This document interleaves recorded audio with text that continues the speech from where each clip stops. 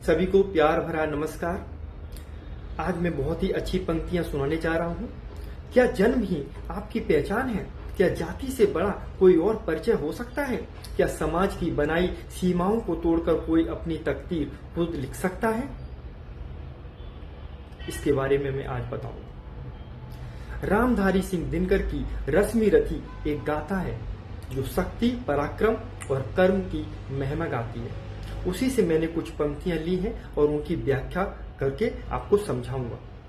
आज हम सुनेंगे कर्ण की कहानी, जो साबित करता है कि असली पहचान कर्मों से बनती है, जन्म से नहीं।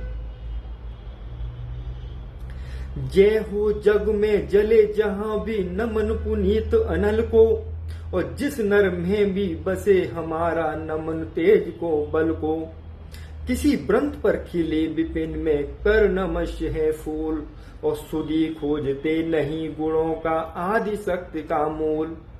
अब मैं इसकी व्याख्या बताऊंगा आपको। इस छंद में कवि दिनकर जी कहते हैं कि जहां भी पवित्र अग्नि जल रही हो वहां नमन करना चाहिए, क्योंकि वह शक्ति का प्रतीक है।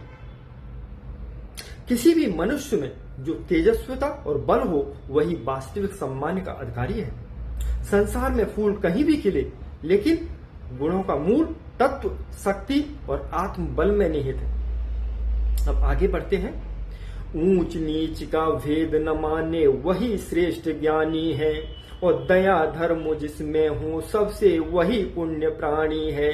क्षत्रिय वही भरी हो जिसमें निर्वैरता की आग, और सबसे श्रेष्ठ वही ब्राह्मण है हो जिसमें तप त्याग। यहाँ कवि बताते हैं कि सच्चा ज्ञानी वह है जो ऊंच नीच में भेदभाव ना करे। सबसे पुण्यवान वही होता है जिसमें दया और धर्म का भाव हो।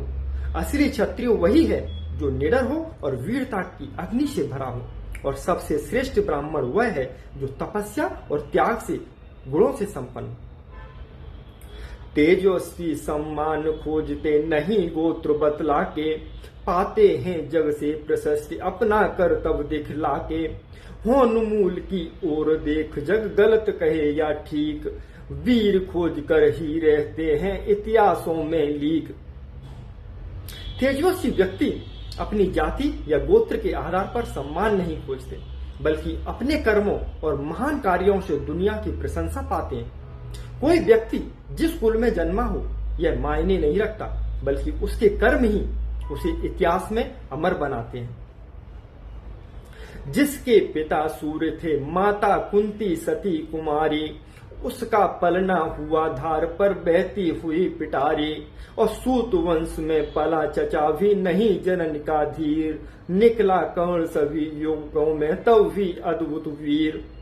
कर्ण के जन्म की कथा को दर्शाते हुए कवि कहते हैं कि उनके पिता सूर्य थे और माता कुंती, लेकिन जन्म के बाद वह नदी में प्रवाहित पिटारी में पड़े मिले। उनका पालन पोषण सूत वर्ग में हुआ, लेकिन इसके बावजूद वह एक अद्भुत योद्धा बने और महान पराक्रम का परिचय दिया। तन से समर सूर, मन से भावुक, स्वभाव से दानी, और जाति गोत्र का नहीं सील का पौरुष का अभिमानी। और ज्ञान ध्यान शस्त्रास्त्र शास्त्र का सर संपूर्ण अभ्यास, अपने गुण को किया कर्ण ने आत्म स्वयं स्वीकार। कर्ण केवल एक योद्धा नहीं थे, बल्कि वे भावुक और दानशील भी थे। उन्होंने जाति गोत्र की बजाय अपने शील और पौरुष को महत्व दिया। शस्त्र और शास्त्र दोनों में पारंगत होकर उन्होंने अपने गुणों को अपनी पहचान बनाया। अलग नगर के कोलाहल से, अलग पुरी पुरजन से, और कठिन साधना में उद्योग ही लगा हुआ तन मन से। और निज समाज में निरत सदा, निज कर्तव्य में चूर, वह कुसुम सा खिला कर्ण जग की आंखों से दूर। कर्ण का व्यक्तित्व अद्वितीय था।